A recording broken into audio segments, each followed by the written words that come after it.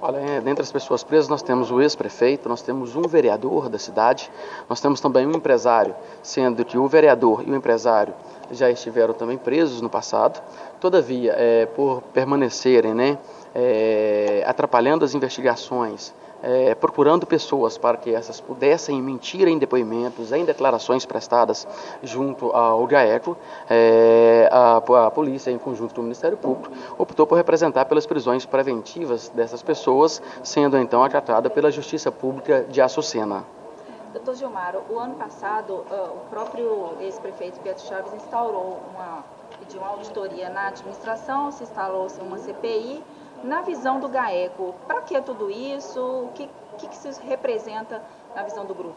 Olha, primeiro, em princípio, nós podemos afirmar e elogiar o trabalho prestado pelos vereadores da Câmara Municipal de Belo Oriente.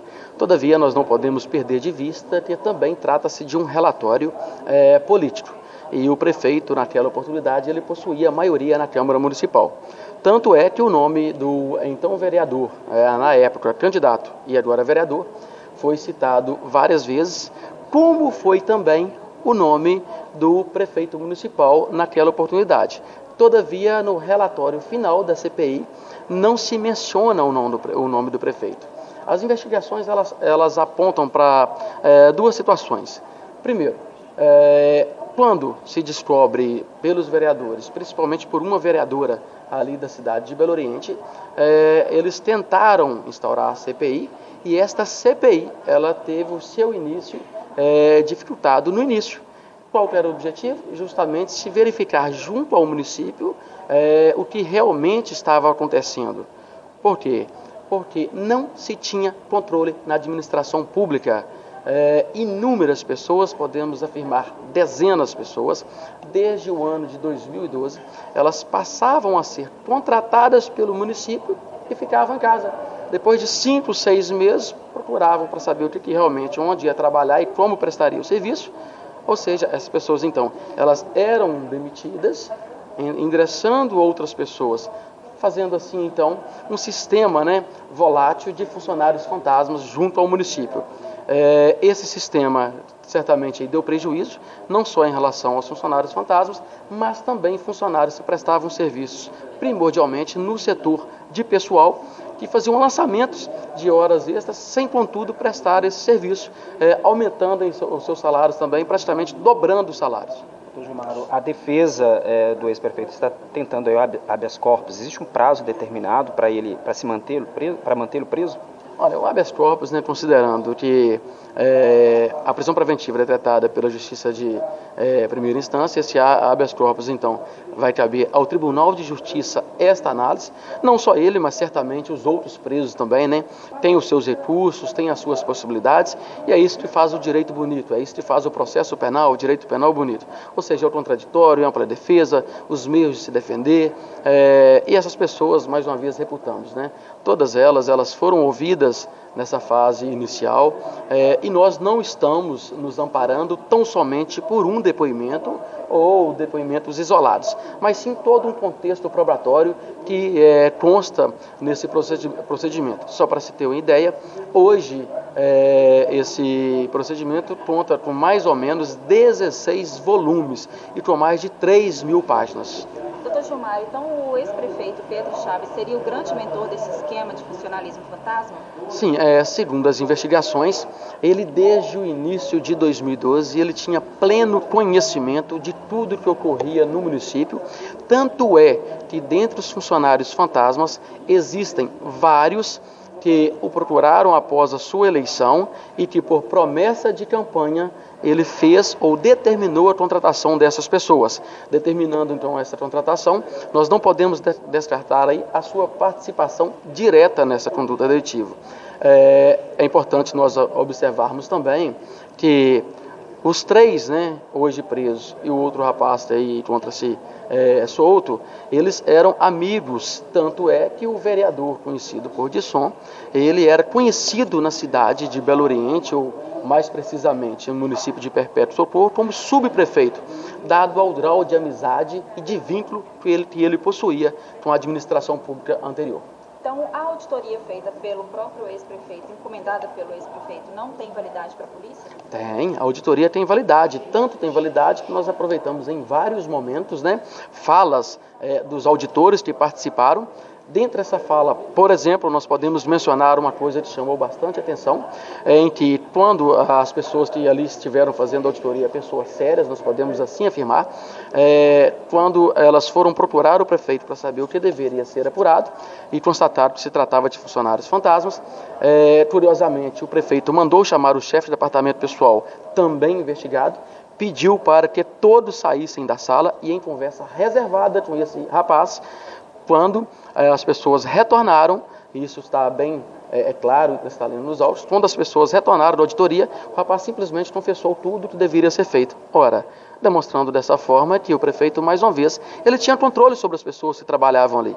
Porque até então esse rapaz não havia confirmado nem confessado sua participação delitiva. Todavia, nessa reunião reservada com o gestor municipal, após determinar a saída das pessoas que em tese eram os auditores, por que eles não poderiam presenciar essa conversa? E com a saída e posteriormente o retorno, esse rapaz acaba por confessar toda a trama delitiva que se desenvolvia junto ao departamento pessoal. Bom, são vários depoimentos, várias pessoas que prestaram suas declarações, noticiando que o haviam procurado, solicitando contratações, e pessoas que nunca trabalharam, ficavam 4 meses ou mais recebendo dos cofres públicos. Além de outros elementos, como foi falado mais cedo, a decisão do juiz ela tem mais de 50 páginas, então é extensa a argumentação para a decretação da prisão, não só dele, como dos demais.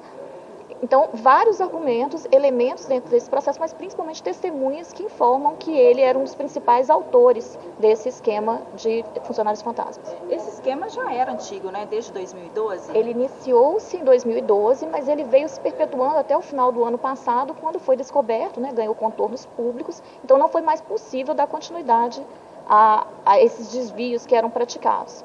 Agora, foi feita uma CPI da Câmara e a auditoria da Prefeitura. O que isso quis dizer? Por que foi feito isso? Isso atrapalhou as investigações? Não atrapalhou as investigações. De certa forma, colaborou com as investigações. A Promotoria de Justiça instaurou um procedimento para apuração a partir de representação de vereadores que disseram que a Câmara não se dispunha a investigar os fatos. Então, a primeira coisa que foi feito, eu oficiei a Câmara para dizer por quê, né, que não deveria investigar, ou se já teria iniciado a investigação, e a partir daí é que foi feita a CPI, e a partir de então também o município fez uma auditoria. Mas foi depois da insistência desses 2 vereadores, o João Faria e a vereadora Ilka, que insistiram porque eles não queriam instaurar um procedimento investigatório, e a cidade já clamava por uma providência, porque ganhou contornos, vamos dizer assim, sem limites dentro da cidade. Toda a população insistia para que isso fosse apurado. Após as prisões, o que eu percebo do feedback da comunidade é de grande satisfação, sentimento de justiça. No ano passado, eu recebi um ônibus com mais de 50 professores pedindo providências com relação a esses desvios. Então, realmente, o clamor da comunidade, é um dos fundamentos da prisão, inclusive, o clamor da comunidade é que essa impunidade não mais se perpetuasse. Professores sem receber, porque alguns escolhidos recebiam, os professores que não eram apoiados, né, por algum agente político ficavam sem receber. Então, tudo isso gerou na comunidade um clamor enorme para que a investigação fosse iniciada, e acabou por resultar nessas prisões. E por que o prefeito foi preso agora e não durante o mandato dele? Como foi dito, a investigação, a Operação Perfídia, ela teve 3 etapas. Então, na primeira etapa, não havia ainda tantos elementos que pudessem sustentar a prisão. Naquela época também, ele era ainda o prefeito de Belo Oriente, até o final do ano passado, e, sendo prefeito, ele tem foro privilegiado. Por isso, ele deveria ser investigado, né, e processado no Tribunal de Justiça ou por procuradores de justiça. Então, o nosso primeiro foco, na primeira fase da Operação Perfídia, não era o ex-prefeito Pietro, e sim as pessoas que foram presas na primeira parte da operação. E a promotora faz um balanço até agora, né? Quantas pessoas foram indiciadas, quantas foram presas, o desvio em dinheiro? O indiciamento ele vai ocorrer essa semana, cerca de 43 pessoas devem ser denunciadas. Ainda não foi oferecida a denúncia, existe um prazo que vai até a próxima semana. Muitas outras pessoas não foram indiciadas ainda, porque, como dito, essas investigações vão prosseguir. Há um segundo procedimento para investigar pelo menos mais 40 pessoas, fraudes à licitação, entre outros crimes. Então, o balanço que eu tenho a dizer é que eu vejo eu tenho 13 anos de promotoria em Açucena, então eu posso perceber o retorno que a comunidade me dá com satisfação por ter sido feita justiça. As pessoas estão crédulas de que não haverá impunidade, mesmo em se tratando de agentes políticos. Doutora, houve entre eles quatro, um rompimento de amizade, de política, e por isso que este caso veio à tona? Sim. Não vejo que veio à tona por causa da inimizade. Na verdade, esse esquema ele foi iniciado desde 2012 e veio até o final do ano de 2016. Mas o que levou o conhecimento não foi o rompimento. O rompimento entre o vereador Disson e o ex-prefeito Pietro ocorreu em meados do final do ano de 2014, a janeiro de 2015, quando o vereador procurou a promotoria para prestar declarações contra o ex-prefeito Pietro. O que fez ganhar o contorno público é que o desvio era tão assombroso, era tão vultoso, que a comunidade começou a se perceber que algo estava errado, e principalmente por professores não receberem os seus pagamentos. Então, o clamor da própria comunidade é que levou à investigação. E as investigações continuam? Continuam, não contra essas pessoas exatamente, porque elas já vão ser denunciadas, né? Com relação a mais 40 pessoas ou mais, nós vamos prosseguir com as investigações. Outros crimes serão investigados em Açucena? Sim. Com relação a essa operação, a sua pergunta, sim. Nessa operação nós temos pelo menos mais, né? Peculato, temos fraudes à licitação, e à medida em que essas pessoas vão prestando depoimento, nós vamos descobrindo outros delitos. Ainda não é uma investigação fechada, por isso que ela vai ter mesmo uma outra etapa. Mas vão continuar as investigações. E o levantamento também aponta aí um rombo financeiro considerável. Sim, mais de R$800 mil até agora, envolvendo essas primeiras 43 pessoas que devem ser denunciadas.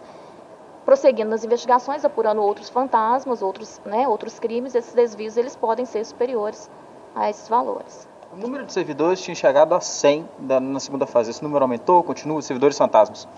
Por enquanto, nós estamos em torno de 80. Né, são 43 envolvendo, né, o vereador, né, não são todos servidores fantasmas, pessoas que serão denunciadas. Há servidores, por exemplo, que entraram em esquema de desvio de valores de férias. Um servidor, por exemplo, ele chegou a receber 10 férias por ano. Então, e houve, ao que nos parece, por manifestações de populares, inclusive, uma certa manipulação do portal da transparência para que a comunidade não viesse a descobrir esses fatos. Mas chegou num limite em que não foi mais possível esconder de tão grande que era esse desvio. A prisão foi atendendo a minha decisão judicial, a decretação da prisão, não houve nenhum tipo de resistência. Prisão feita por policiais civis e policiais militares integrantes do GAECO, depois de um monitoramento onde eles estavam. Não houve necessidade de emprego de força física, eles se entregaram normalmente, até mesmo porque a decisão judicial sobre a prisão deles tinha que ser cumprida. Queria ressaltar que a denúncia deve ser apresentada nos próximos dias. E tem muitas pessoas que prisão não foi decretada ainda, mas isso quer dizer que eles irão responder criminalmente, mesmo que não tenham sido presos por força de decisão judicial através da prisão preventiva. Onde que ele foi preso? Nós tivemos prisão sendo feita lá mesmo em Cachoeira Escura, no município de Belo Oriente, como também tivemos uma prisão sendo feita em Patinga. O monitoramento foi feito ao mesmo tempo, as prisões praticamente simultâneas.